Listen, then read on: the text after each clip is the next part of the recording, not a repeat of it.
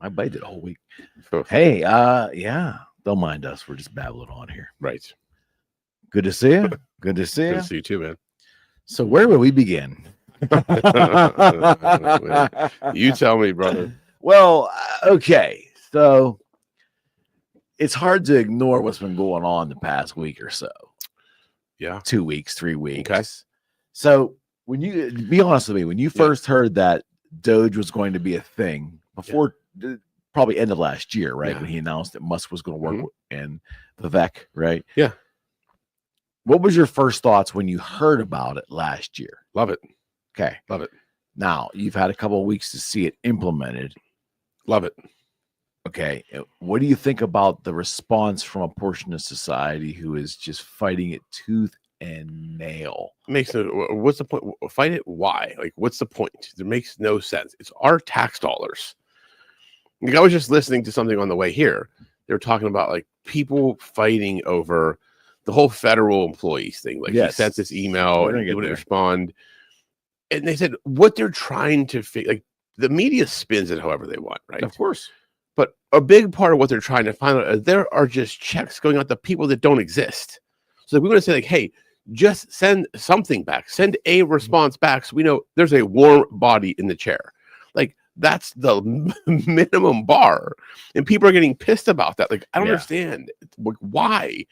It's not like, again, it's not like this is our tax dollars. Like, we pay this money. Yeah, there's a disconnect with a lot of people in regards to where this money that supports this thing, right?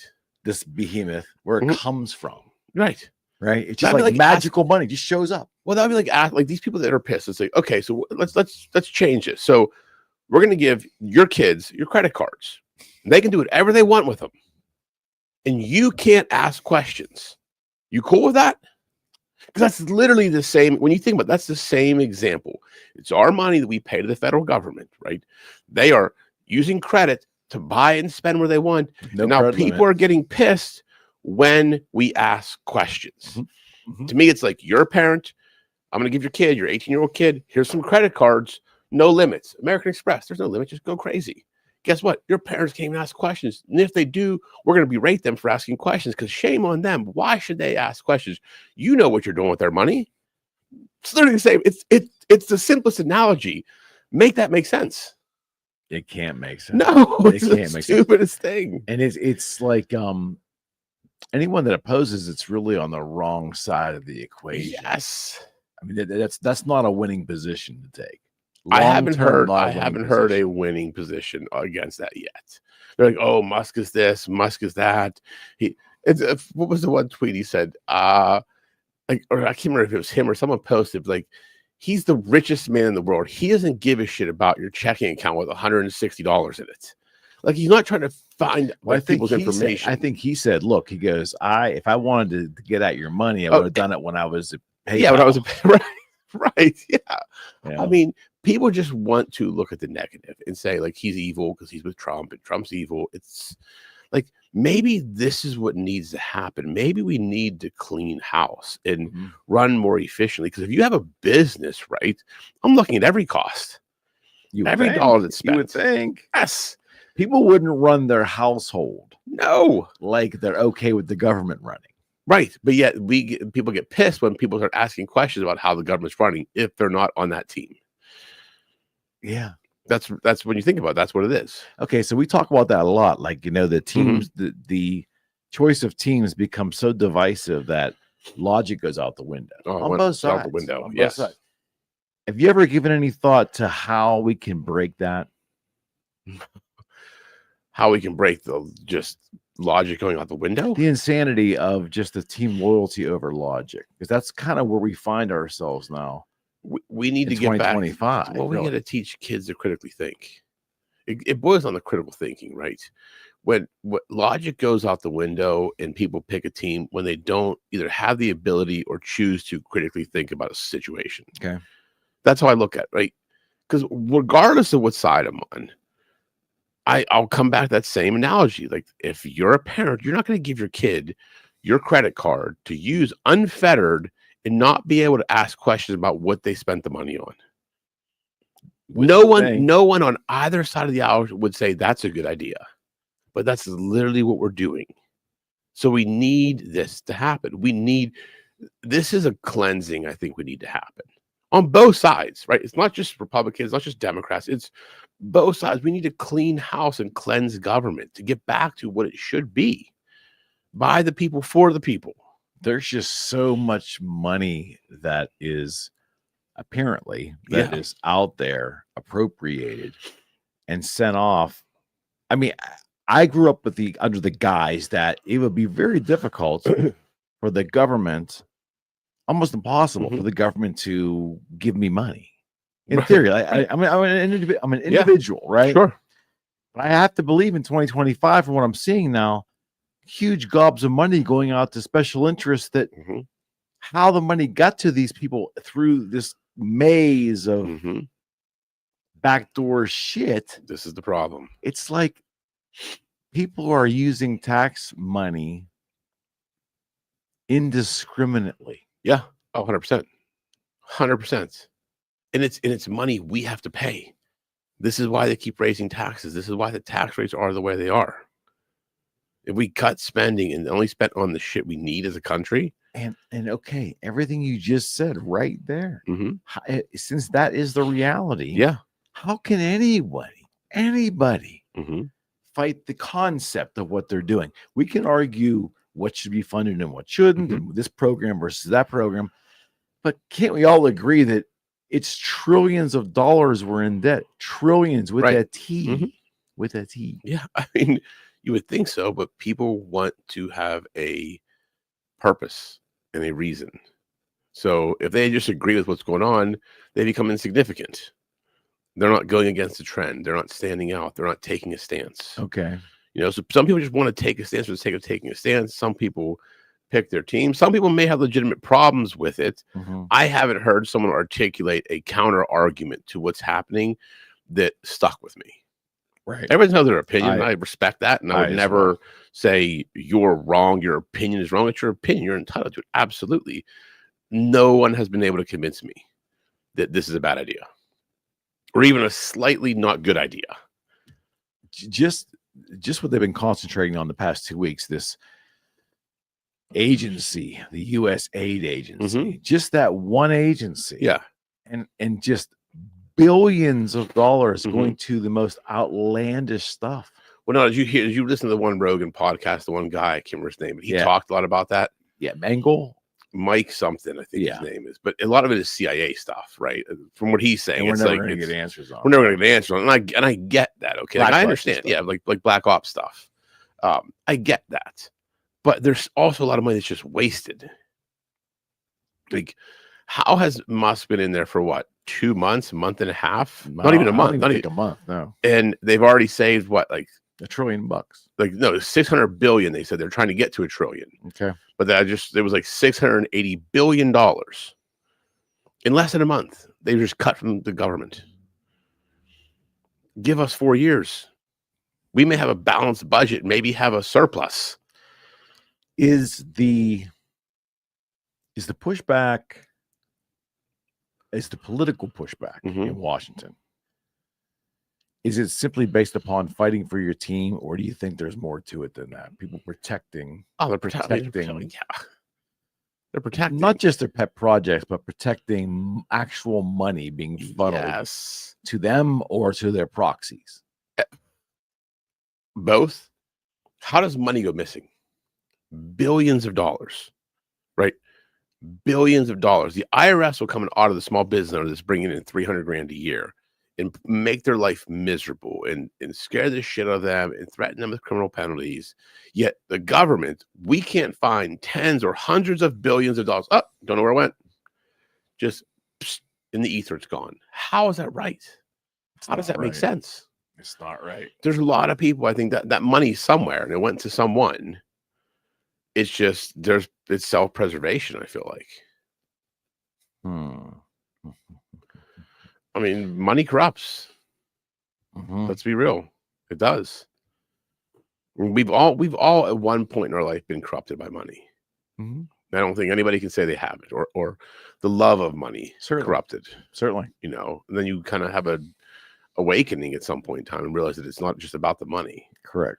But when you're in government, it's easy to make that money, and you have a position that you're voted into, and as long as you keep people happy, you stay in that position and have access to more money. I mean, well, some of these personal wealth totals, these net worth insane of these, senator at $225,000 annual salary, or representative at like 150 or something, and then they're in there for 4 years and they amass like a small fortune, $6, $7, $8, $10 million. How is that possible? It's not, but it's reality. So why have we not? I mean, the numbers get published and floated around the internet, but why isn't there investigations in that? Protecting their own. You investigate one, you got to investigate them all. And I think it's self-preservation. That's why people hated Trump so Wouldn't much. you love to see them all start turning on themselves? Well, that's what I wonder will happen, if that'll happen, because he's shaking things up. He's poking the hornet's nest, and I feel like this is just going to just cause a big stir, and then people are going to be attacking each other in the government. Do you think, or do you worry at any point in time? Or have you thought about the potential that he has put himself into personal danger based upon what he's trying to do?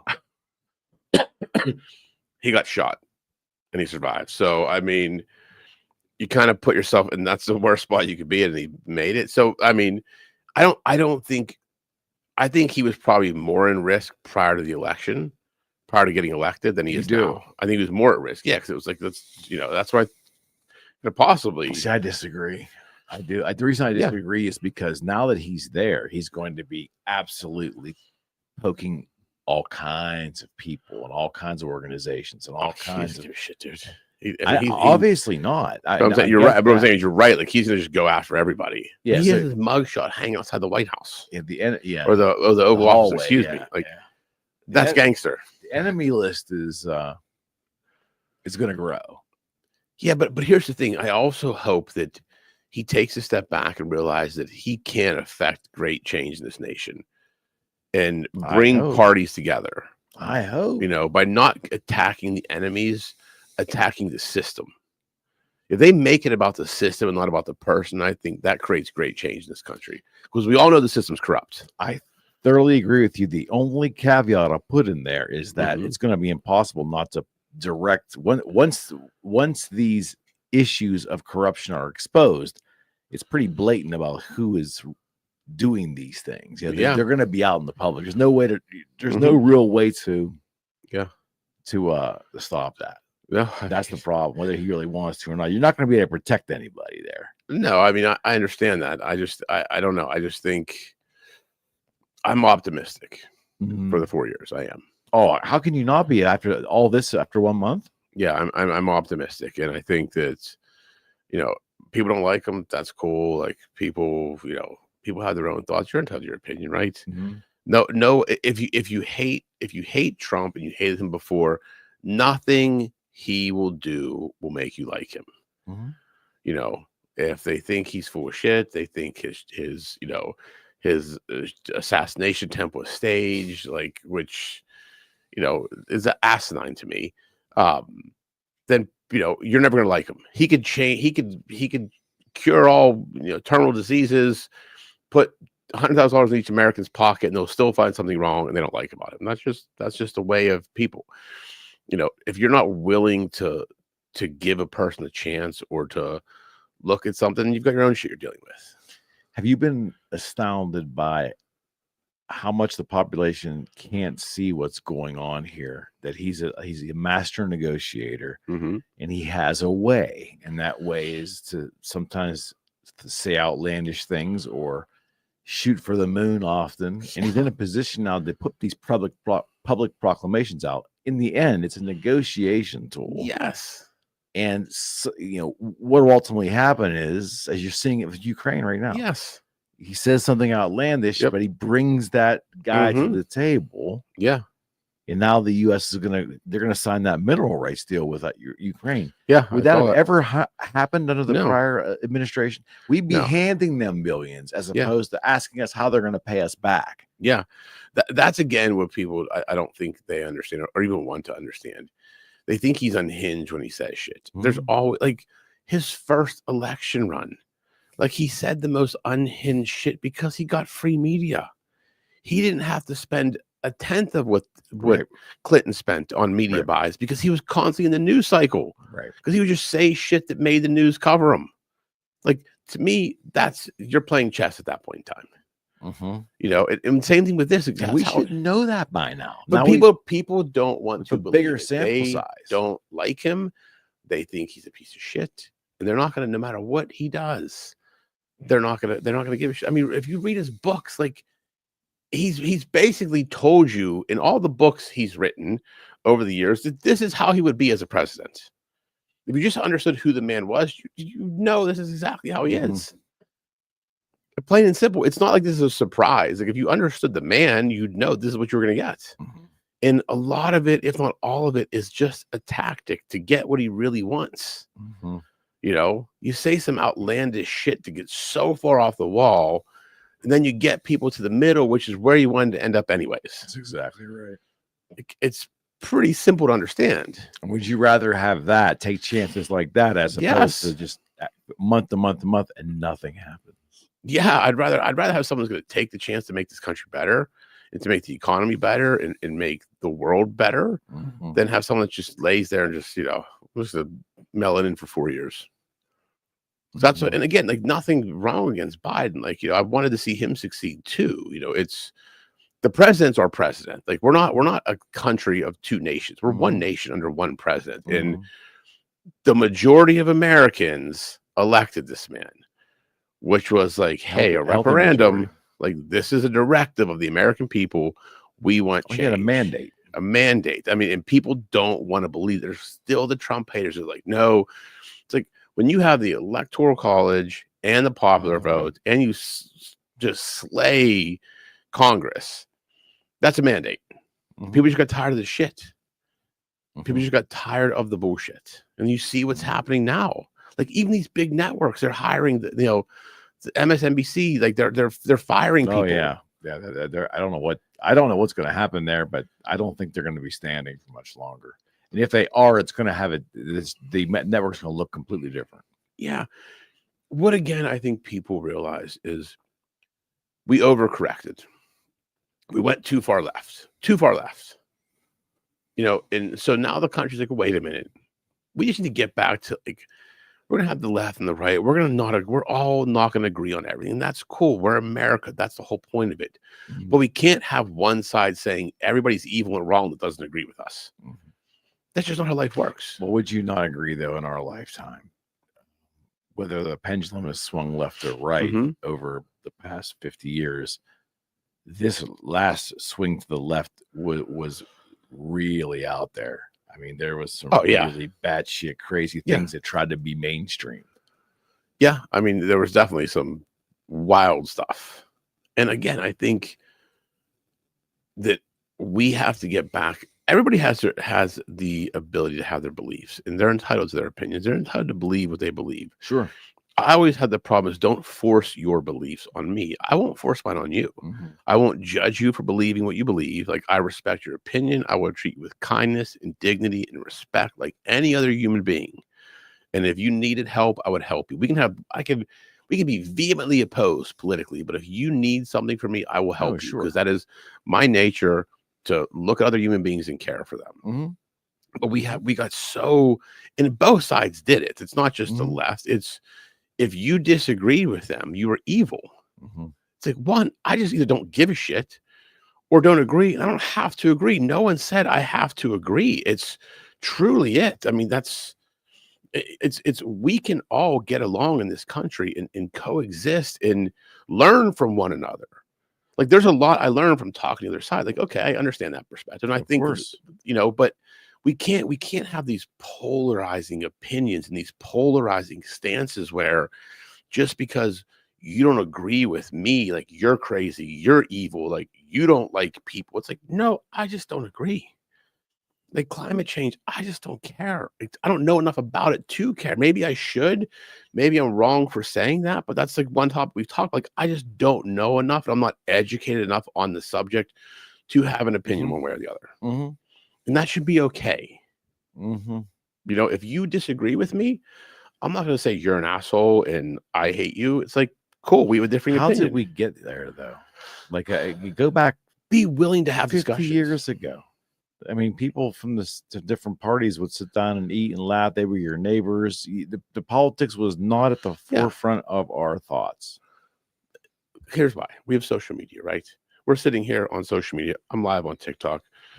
There's people making comments on TikTok that are just making comments to make comments, like, because they disagree. Instead of engaging in a discussion, they'll just make comments on people and just kind of spit like, you're wrong, you're wrong. We do that because it makes us feel better for a moment. Is it like an instant gratification? Yeah, I think there's an instant gratification.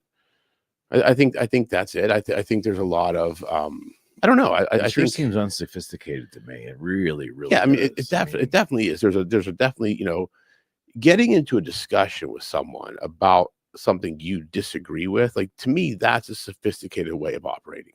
Yeah, because you're willing to listen to the other side, not discount it instantaneously. Listen and try to understand. And maybe your view will shift. Maybe it won't. That's okay. At least you can say, I tried. I understand. Like, I always say, if I can walk away from a conversation with someone that I disagree with and say, I don't agree, but I understand, that's all I want. That's all I want them to say. I don't want them to agree with me, but if you can understand where I'm coming from, understand why I think that way and why it's different from you, we don't have to agree. We should have a mutual understanding of one another and a mutual respect for one another.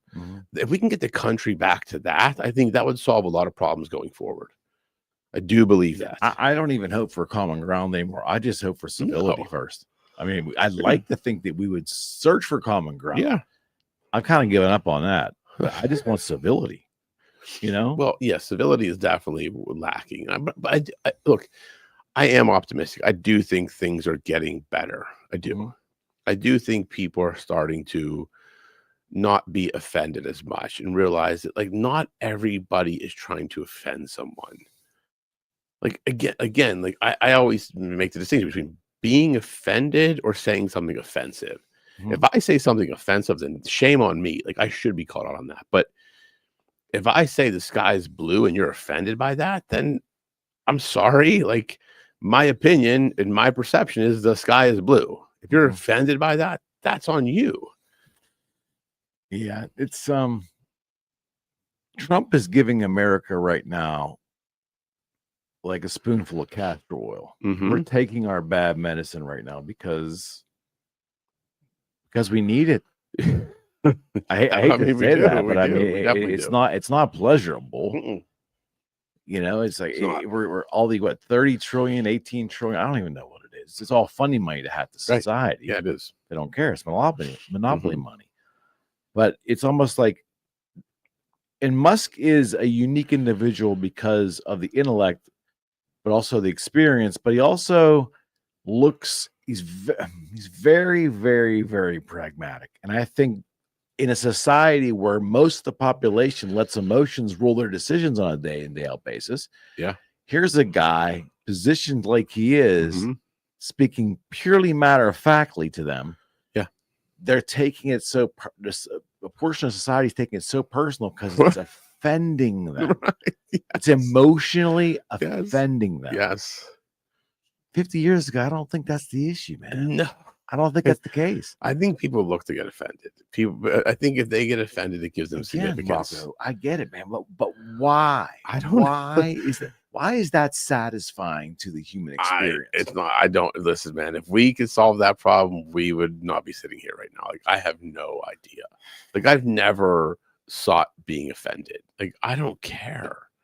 Like, I live my life. I'm content with my life. I try and avoid negative people. There's always going to be negative people around. It's just, I got enough shit in my own life to deal with, enough shit to worry about it.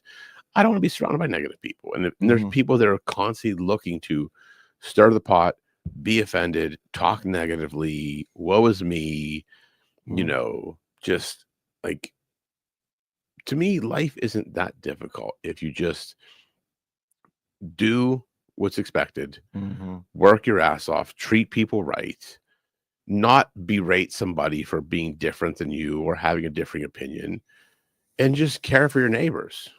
It doesn't get much simpler than that. We're so tribal now. 100% we are. 100% we're tribal now. It is definitely, we've regressed into tribalism. We have to a certain extent. Like, it is like, this is my team and I'm going to protect my team. It's like, well, do you even know what your team stands for? And a lot of people don't. They're single issue team players or, double issue team players. Well, it's like, okay, well, that comes with a lot of other stuff. You may have a great first baseman, but a shitty catcher. Correct. So is that your team or is that your player? That takes just the second level of thinking. Not third, fourth, fifth, 10th. That's just the second level. And that does not happen often. No, I mean, it doesn't. Thinking's hard. Is it? I mean, yeah. I mean, that's why not many people do it. You put okay, so we get two people in here, don't know each other. We sit them down. One is a self-confessed Democrat voter. One's a self-confessed Republican voter. Okay. We hand both of them the stated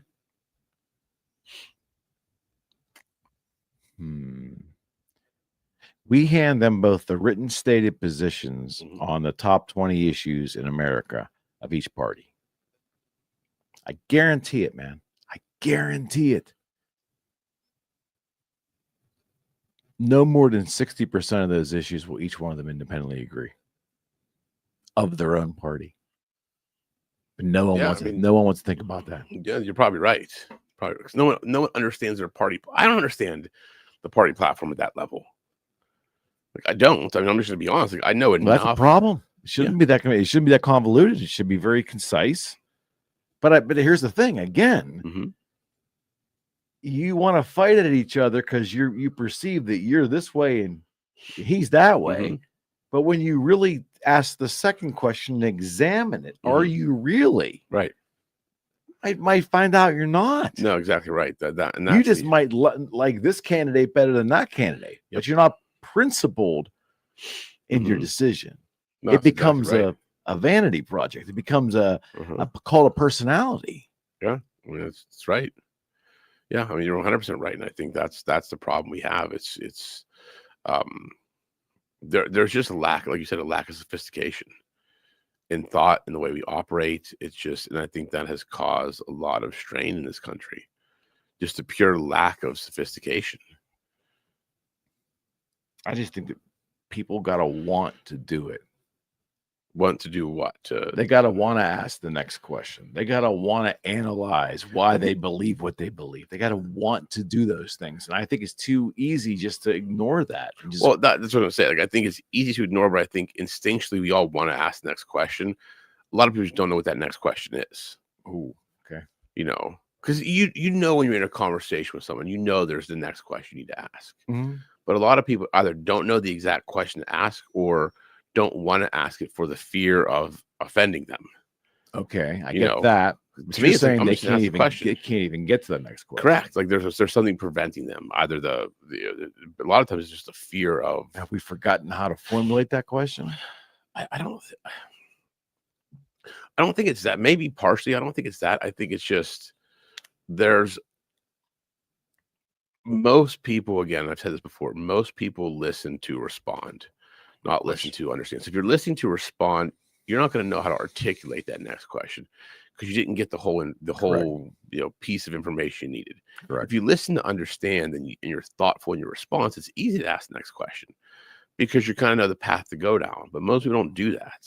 Well, the person you're listening to will give you the next question if you're listening. Exactly. That's the difference. If you're listening, if you listen, then you can, and that's what people don't really understand. Like it's truly, if you just listen to people, listen and observe, you can gain so much insight just about life in general. Like I love to just watch people and just and look at how they operate, why they say things they say, why they do the things they do, why they use certain word choices or body movements. It just be quiet and listen and observe. Like we don't, because life moves so fast. There's so much shit coming at us every day. Like I have to tell myself to slow down. Oh, most definitely. You know, so I think if people did more of that, they'd be able to navigate things a lot better. I would agree. But again, it comes down to we have to want it. We have to want inside to make a change in direction and how we handle our communication with each other. And why do you think people don't want to make that change then? I'll ask you that question. I think about this so much. It boggles me. And I keep coming down to the idea that we've lost the concept. I know I've said this numerous times. I think we've lost over however long. We've lost the ability to recognize when we need to exhibit humility. And then even if we do realize we need to, oftentimes our pride and our ego and our team loyalty prohibits us from doing it. And I don't know how that happened. I just don't. I mean, we can always blame social media for the communication method in which we're communicating, but we just don't have that little switch of humility to take a breath, not speak, keep listening, and then wait for the enlightenment moment. You know, it's like those moments could be there. We just gotta. Well, because again, it's the instant gratification model, right? No question. Stuff's constantly coming at us. Which is so ridiculous, because is it ultimately gratifying or not? No, I mean, it's not. I mean, I do like when I order stuff on Amazon, it's there the next day. Definitely gratifying to me. I mean, conversationally, though. Conversationally, no. Like I like deep conversations. Like of course, I want. That's why we do this. Yeah, like I want the conversation to be thoughtful. Like I want, you know, I truly want to understand a person and where they're coming from and why they're saying what they want to say, and that takes slowing down, and that may take a few conversations. You may not get that in the first go around, I think, but you got to be willing to invest the time in the conversation. Most people, and that's maybe what it comes down to. Most people aren't willing to invest the time in that process because we live from a very selfish. Most Americans or most human beings live from a very selfish point of view until they understand the concept of being selfless. So have we conditioned ourselves to the selfish nature more now because we feel it's a survival mechanism because of how fast life is going? Oh, yeah. Yeah. I mean, I think that's a big part of it, survival. I truly think it is. Because I just think about people just in my walks of life, like across the board, personally, professionally, socially. And I think of the people that I don't want to say people are selfish, but just are more egocentric in the way they operate. Yeah, like they're more egocentric in the way they operate. A lot of it is survival. A lot of it is preservation. It's like I need this because it benefits me. Right? You know, I can always tell when someone is selfless when just by the way they talk, the words they say, even like if someone's, you know, if a friend is like calling and you know needs help with something. Like a selfish friend will just start talking, right? A selfless friend will say, "Hey, I have something I want to talk about with you, but I know you're busy. Is this a good time? Because I really need all of your brain for this, and I want to make sure you're in the right frame of mind to have this discussion with me." To me, that's someone that understands me, and they're being selfless and showing humility in that situation. Of course. And I have a few people in my life that are like that, and I have other people that aren't. And so I think you can pick it out really quickly. And I think if people did that analysis of their kind of friend group or their just social circles or just people in their life, it'd be very easy to pick the selfish from the selfless. I would agree. You know, the selfish just it's if they need it done now, and they're gonna just talk about it, and they don't care really what's going on. It's just like, let's have this discussion, or I need this thing right now, or let's do this. You know, they don't ask about the other person. And it's interesting. The older I get, the more I see it. Because I was like that when I was younger. I'm sure everybody was. Yeah, for sure. But as you get older and you get wiser and you slow down a little bit, even though I don't think people think I slow down, but I've slowed down a lot just in the way I observe. I see it all the time. You can point it out very quickly. Well, you have a new dynamic for relationships. You have now you've got an employer-employee dynamic, which adds to that's a whole different other story. Of course. That's totally different.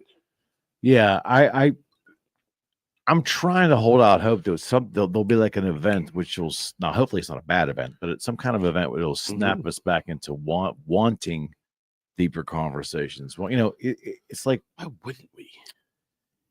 Let me ask you so this. Frustrating. Yeah. So podcasting grabbed a hold 10 years ago, and the claim to fame was it was a more relaxed, more detailed, more in-depth conversation. And the public, by and large, really prefer this as opposed to the news shows. Okay. Yeah, which goes against, what our very quick social media world. Yeah. Right. Okay.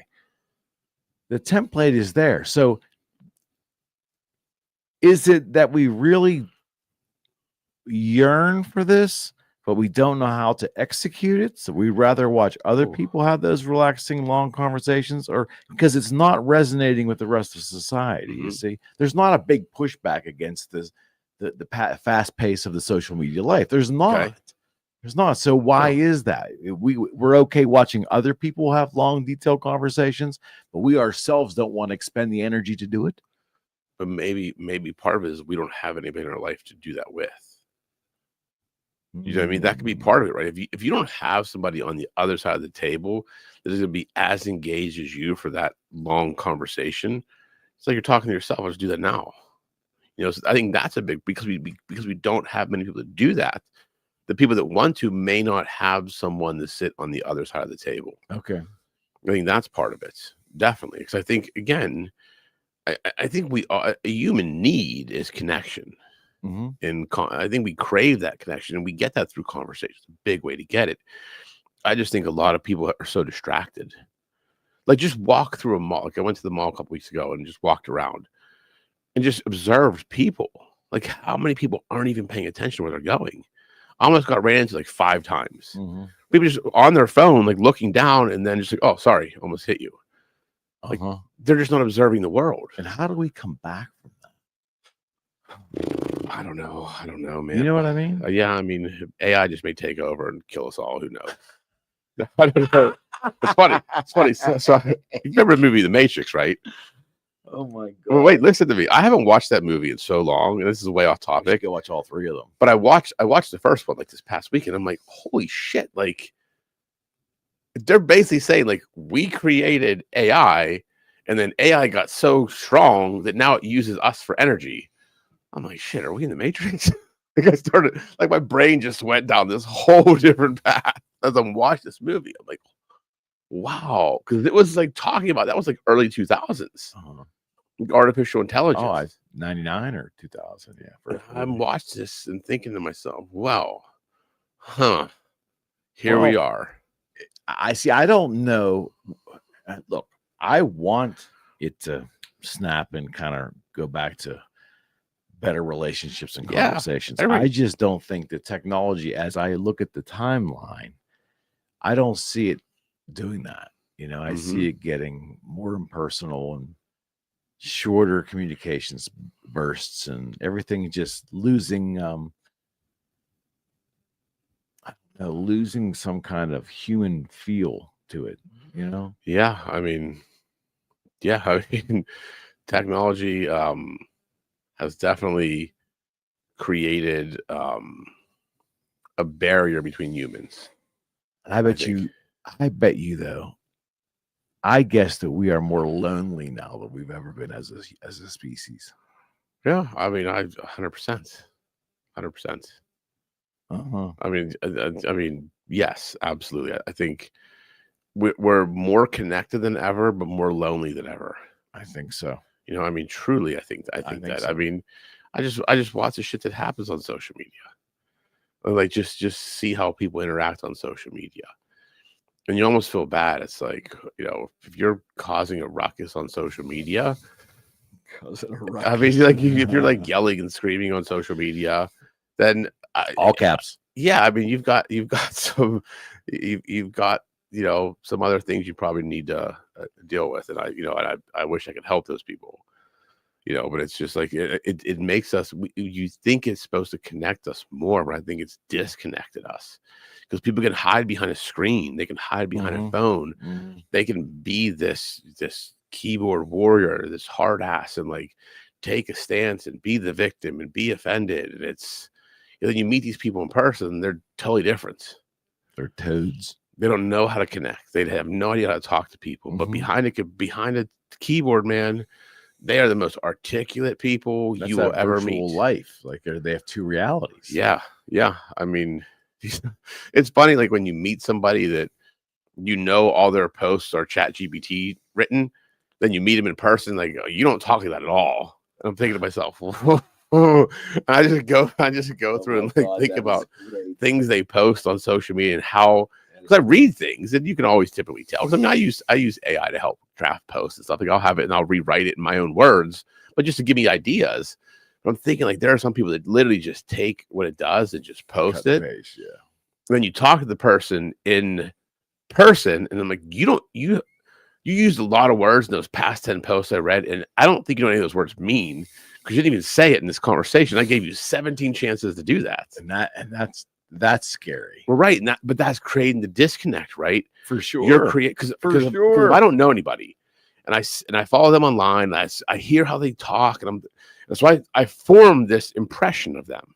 I meet the person in person, and I talk to them like, wait a minute, like you are super articulate, and it's like this does not, and that creates this disconnect, right? So then who do you get in relationship with? Well, it's kind of like the photos with the dating app, right? Yeah, I mean, that's the whole. Yeah, I mean, that's the whole. I always love. I see it more now in business, right? Like when like people have like their profile photos like on, like their email or something, and you'll see it. I'm like, oh, that's, this person looks young, like about my age. Then you get on a Zoom call with them, like. Like, when is that photo from? Like, when is that photo from? Yeah. It's wild, man. It's wild. Even that is part of an interesting peek into the psyche of where we are today. Yeah, I mean, yeah, like embrace it. Like, yes, do I enjoy getting older? Like, yes and no. Like, you start realizing about your own mortality, right? Like, the more I do estate planning, the more I work with clients talking about it puts it into perspective. Like, I'm going to be 48 this year. Like, when I say that out loud, like but no, I mean, all kidding aside, like, because I still envision, like, I still see if I zoom out and look at myself from a third person perspective, I'm like a 20-year-old. Like, I still think of myself as that person graduating college. I do the same thing. But I'm like, holy shit, like to other people, like people in my office, like Arian, like I'm as old as her parents. And my son works there. So it's like, I'm like, they look at me like I'm like a parent. And it's weird because I think of myself as young, if not younger than them, because that's how I view myself. Right.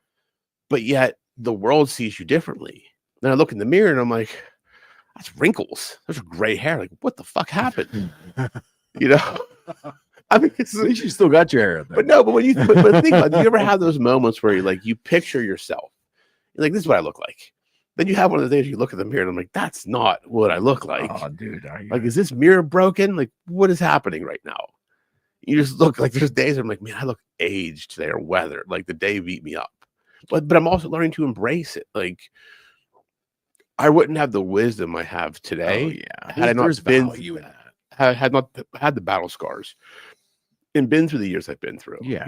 There's intrinsic value there, but you have to be humble enough to even realize that. It goes back to the humility thing. Right. You have to have it. Yeah. In order to recognize. Yeah. Yeah. I'm past the halfway point. That's unrecognized. Oh, like we're on the back 9, which is crazy. Well, I'm optimistic. Yeah. People tend to be 100, 110. Oh, definitely. I want to be 120. Yeah. I mean, but then I also feel like I just got started. Like that's the crazy part about all this. Right, because I remember growing up thinking like 50s, like you're basically at the end, like you're dead.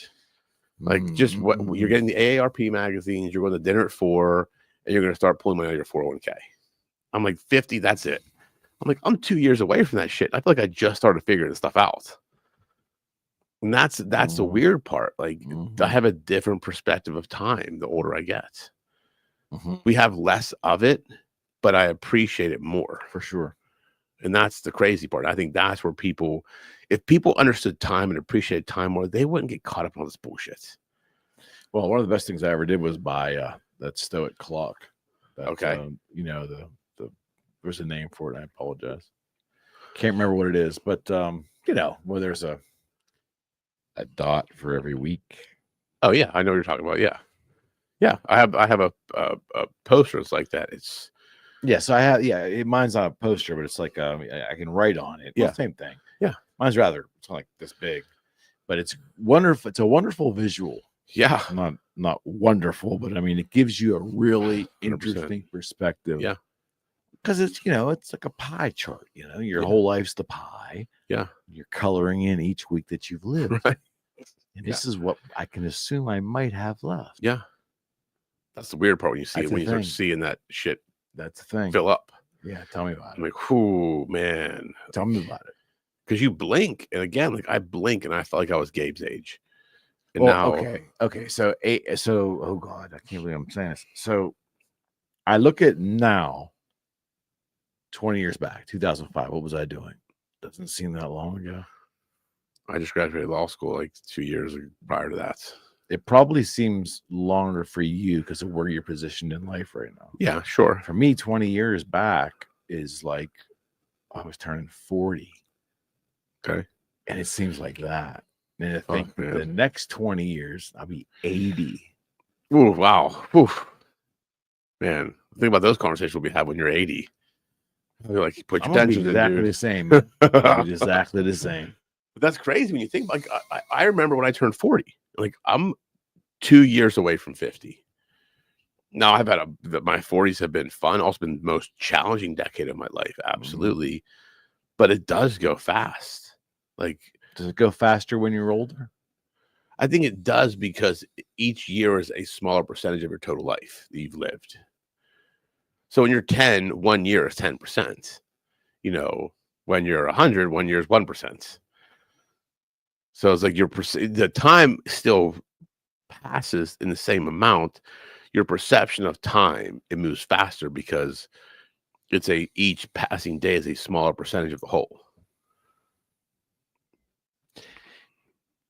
Do you think that part of the problem with modern day society and the way it's integrated social media, or social media has integrated us, is that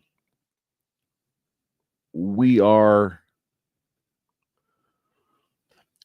don't have as many things to look as individuals to look forward to? And because we don't have as many things to look forward to on a regular basis as prior generations or prior decades, that contributes to maybe a less exciting or less fulfilling life. Partially, yeah. I think, because if you don't have anything to look forward to, what's the point? You got to find joy in something. Because what else is the point? There's so much instant gratification today. That not everything, but there's a lot of it. And I think part of the human experience when you were young, what made childhood torturous but also beautiful was that you had things to look forward to. I want to go here, I want to do this, I'm going to see this person, I'm going to even if it's esoteric or whether it's going to happen tomorrow, whatever, there was that anticipation of something exciting and fun and different. And it took forever to get there. You felt like it when you were young. I remember Christmas break would be like the longest 2 weeks of our life. It's like, this is awesome. Oh, yeah. So you had something to really look forward to. And I wonder, as adults, naturally, you're going to lose a little bit of that as an adult. But because of the society we're maneuvering in now, do we just have less things to look forward to? And is that a drain on our psyche? Well, no, I don't think we have less. I think we need to seek or see them. We need to see them. Like. Yes. Do I have like what we define when we were younger as things to look forward to every day? No, but I look forward to every day. That's what age will do to you, right? But it's not even because I realize time is finite. It's more of I really love what I'm doing, and I love the challenge of it. Yes, like I'm overwhelmed every single day. Like for the past 18 months, it's just like I'm like today I would say like I feel like I'm underwater. You better be journaling like you used to journal. Oh yeah, definitely. You're going to look back at these last 2 years and Yes, no, I definitely. It should be like, holy shit, what was that chapter? that was a chapter, man. But it's true. But it's like, but as I was saying it out loud today, and I was talking to my office, I'm like, I just felt like I'm in quicksand. Like I literally said it out loud. Look, I'm in quicksand. I can't get out because like as I'd knock something off my list, 5 more things would come in, and it's just this constant, like I just can't get ahead. But then I stopped. I'm like, this is what I wanted, and this is when I'm at my best. So I took that step back and said, okay, look forward to it, because absolutely the opposite of it is I don't have anything to do. You get to do that. Exactly. I get, and that's what I had to really snap myself into that and say, don't forget, you don't have to do this. You get to do it. So stop feeling the overwhelm and embrace it, and embrace the challenge of it, because I think when you do that, it gives you a different outlook. And I literally left the office like feeling like, okay, like I got a ton of shit to do tonight. I'll get it done. I always do. There hasn't been a time in my life where I didn't get it done. Like if I went back and looked at history and said, well, fucked up here, fucked up here, fucked up here. Okay. But I'm like, when I was pushed up against the window, I always got it done. Sure. So it's like, this is just a new window I'm up against. Most definitely. And that's what I look forward to. I'm testing my own limits. I got to the point of life where I'm not looking forward to events. I'm looking forward to growth. Yeah. That's what I anticipate, the growth of it. Yeah. The events are just the collateral things I get to do because of the growth I'm going through. But I truly look forward to seeing who I become every week and every month, and looking back and saying, who was that guy a year ago? Like, that's what I really look forward to now. And that's what I think age and wisdom has given me. But you've got to be willing to test yourself. Bingo. And most people are willing to go up to the edge, but they won't push past it. Like you got to push past the edge, or you don't know if you're going to fall or not, but you go anyways. People want that comfort of, I can still touch the ledge. Like I like to not be able to feel behind me. I know, and I struggle with that exact issue. Can people learn to break through, or is it just the way their makeup is? I think it's probably both. I mean, some people are just made to not break through. Because you can't, because everybody in the world can't be like that, or the world would be a completely chaotic place. There's going to be people in the world that are not meant to do that. They're meant to be the stable ones, the ones that keep me from jumping up buildings, But I think the beauty in life, at least from my perspective, is taking that chance. Oh yeah, like letting go of the edge. I can't imagine a life without that. I had this conversation with so many people over the years, and it's funny to have it with people who are very conservative, in terms of chance and risk. And then there's also people like yourself who are willing to, I'll figure, it doesn't work out, I'll figure something out. Figure it out. Figure it out. And just and there's no right or wrong. No. It's just that's why I believe sometimes that I don't know how much one can learn to break through. I guess we all can make a change of course and decide to take a risk. Yeah, cool. But I think it has something to do with how an individual's made up. I think you're either born with it or you're not born with it. Yeah, I think that's a big part of it too. Because I always felt like I was always a risk taker, and I was always wanted to do something different and just try different things. So, but I think that was something that was always innate in me.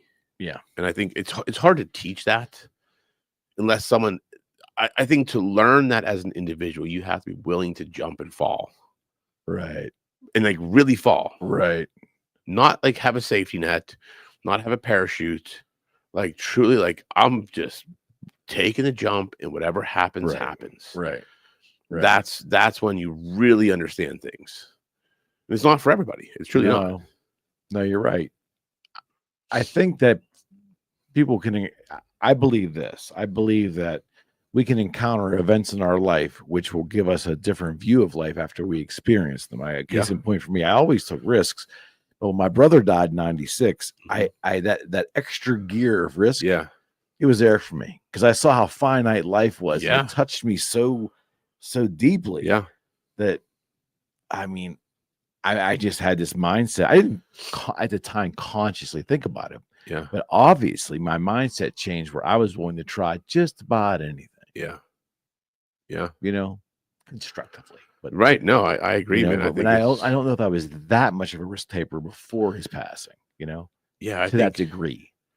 Yeah, I think we all have those moments in life where they define us, right? And I think that was a defining moment for you. I think we all have those moments that just it almost is like the fog's wiped off the glasses and you see it differently. Bingo. And that's when you decide what you're gonna do. And some people never wipe the fog. They like the fog there. It gives them comfortable. It makes them comfortable. Like, okay, like I don't need to see the world that way. Yeah. It's scary when you wait, you're like, oh shit, it's just on me now. I had so funny you said this. I had a conversation with a gentleman on the same subject, and we talked about comfort. Like he said he needed that comfort situationally for his career. And I totally got it. And I told him, I said, when I think about it, don't think that I don't want some comfort too. Right. It's like, I don't think anybody completely wants to be hanging off a cliff the time. Not at all. Right? Because I think there's a misnomer out there. Yeah, Sometimes. no, I agree. People that are not entrepreneurs look at that and go, how can you live in a constant state of like stress and duress? No, it's not that. It's just that I saw at an early age, I think, Rocco, that people that did things in the world, because again, this is a child's view, right? Yeah. People that actually did things outside of the norm were people that actually had to take risks of some capacity. Yep. And I viewed it, I didn't know what they were going to be, but I figured as my step would go, I would have my eyes wide open to opportunity. Yeah. I would assess the risk at that moment. Yeah. But I would not shut my eyes to different pathways. Yeah. That was my decision as a young person. No, I mean, I think, what we see when we're young, creates an impression on us, definitely. And I don't know how I came about my risk taking. I felt like I was always meant to do something, and I was just always willing to bet on my own abilities. It's like, okay, like I was told I was a smart kid when I was young. It's like, okay, well, I must be smart, so I can figure most things out. So I'm like, let me just take the chance. Like, why not? And that's just kind of how I've always operated. It's, I had a job, yes, that I did. I, take safer routes, absolutely. But then I got to the point where I was like, what's the point? Like, I'm not happy taking the safe route. Like, I was happier in the uncertainty, in the unknown. And that's where I found true joy, is in the unknown. And that's something I don't think you can teach. You can't teach that. I don't think that's something. You can't even articulate it to people where they understand it, because it's like it has to be experienced. You have to feel it. You do. You really do. And it's a different level. It really is. All right, brother. Yeah, it's a good one. Always great. Always, yeah. Okay. As always, we'll see you next week. Yes, Thank you. Ciao. It was good, man.